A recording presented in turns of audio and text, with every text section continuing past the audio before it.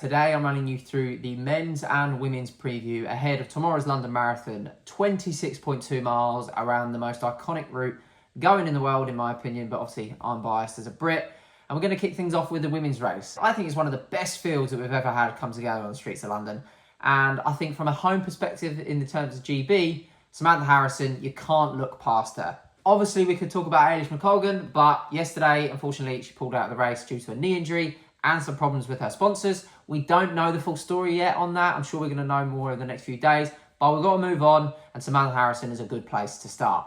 Now, she ran the London Marathon last year in 2 hours and 32 minutes, but since then, she really has catapulted her career. She's run on the track championships in the Europeans, the Commonwealth Games. She's got her 10K road time inside 31 minutes now with 30:51, and just last month in Berlin, over the half marathon, she ran 67 minutes, finishing behind Eliud Kipchoge.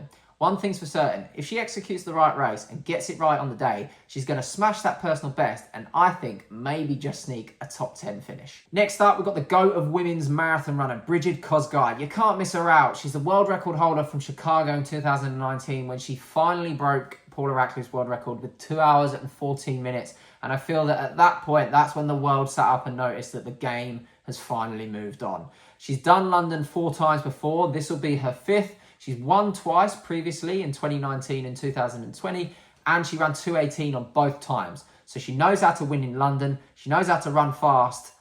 Pretty good combination, really, so she'll be hard to beat, I feel. If there's one woman that's going to beat Brigid Kosgei on the day, it's going to be Jepchirchir, and that's because she's beaten her the last time they matched each other, and that was in the Olympic Games. So she's the Olympic reigning champion, and she's scalped Kosgei already. She's where my money is. Jepchirchir for the win. Next up is the reigning champion for the London Marathon, Yalamzurf Yahawala. Got it in one. There we go.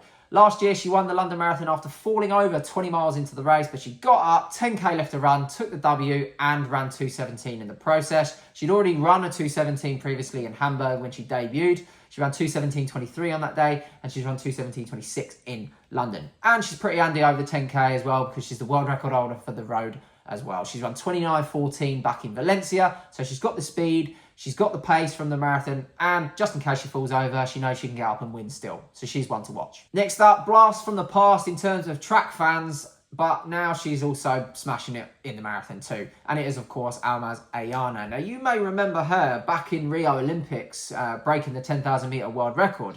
And yeah, she was insane on the track. And then she disappeared for a few years, but she's back with a bang now because last year in Amsterdam, she ran 2:17 for the marathon. And we all know about Ayana's kick. We all know about Ayana's ability to just put the hammer down and just get a nut down. And in terms of track pedigree, running pedigree, and now clearly some talent over the marathon, I think it's a deadly combination. And if she gets it right, I feel she's the runner that could really run in that 2:15 realm. Our penultimate runner that we're going to pitch in the preview for the women's is, in my opinion, the GOAT of women's distance running, from the track to the roads to the cross country, and that is Genzebe Dibaba. There's not a lot that she hasn't done in her career. She holds the outdoor 1500 metre and indoor mile, 3000 metre and 5000 metre world records on the track. So in terms of track running, she is a GOAT. We'll all remember that time she ran the 1500 metre world record. No one could really believe her eyes of what she did that day.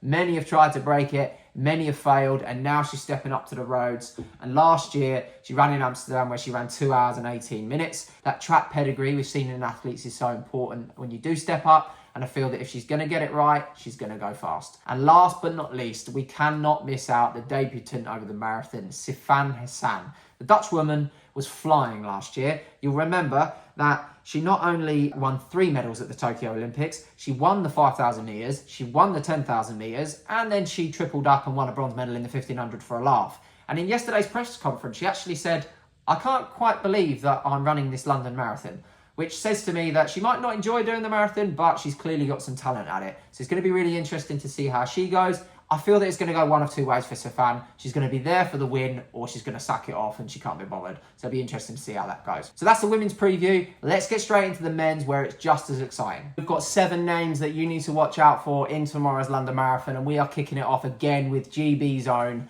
homegrown talent, Yorkshireman, Emil Caress. It's his debut over the distance. It's a very exciting time for the home country right now because we've got this young, grown talent coming through.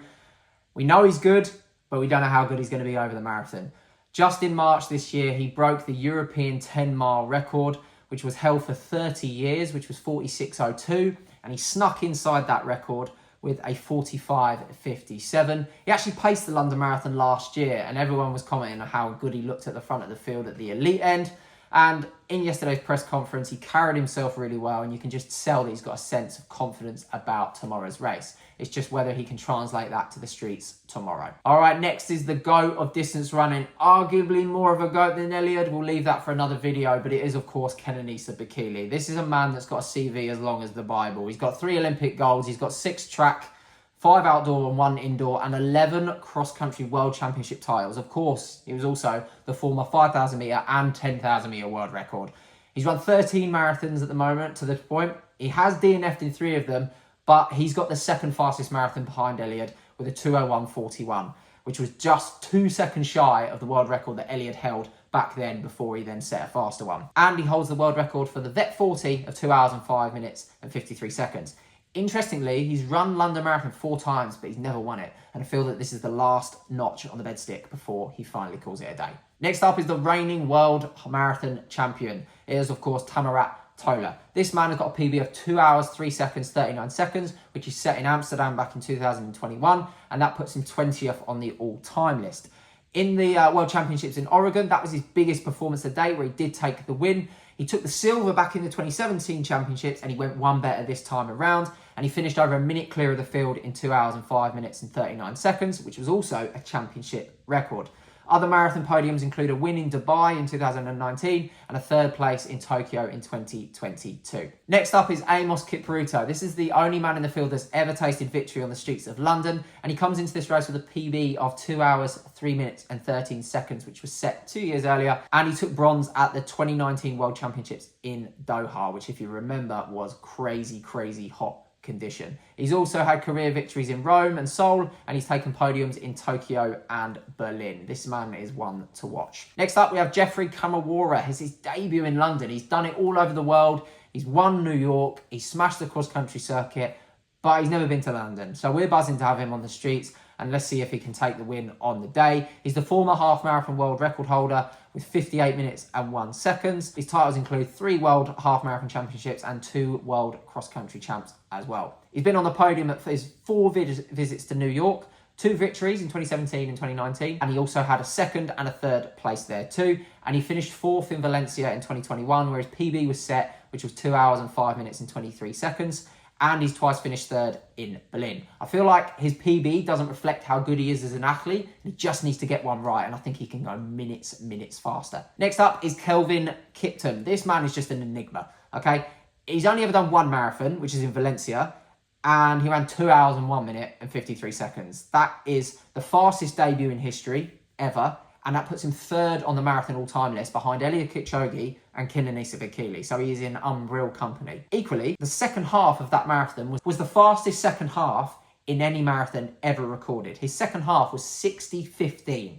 So this guy has got seconds to find in that 2:01:53. Whether he can do it on the streets of London, whether that course is fast enough for him, I'm not too sure. But one thing's for certain, if Kipton's on the start line, he's going to do something fast. Next up, we have the Oceania record holder, Brett Robinson. We've actually got an interview coming out with Brett later today where we talk about everything about Sunday and his life to this point. I'll definitely go and check that out once it comes out. But he ran a personal best last year of 2 hours and 7 minutes and 31 seconds in Japan, just 2 months after coming 8th in London in 2 hours and 9 minutes. This is a man that's been to 2 Olympic Games in Rio and in Tokyo. He's been there for the 5,000 metres and the marathon respectively. He's been to 2 World Championships, 1 World Indoors, 2 World Cross Country Championships dating back to 2009. This man's been on the circuit as a pro for over 11 or 12 years. There's not a lot he hasn't done in the sport, and I think that he is going to get another top 10 finish and hopefully notch down that Aussie record. And after today's interview, he said he's going out at 2:06 pace.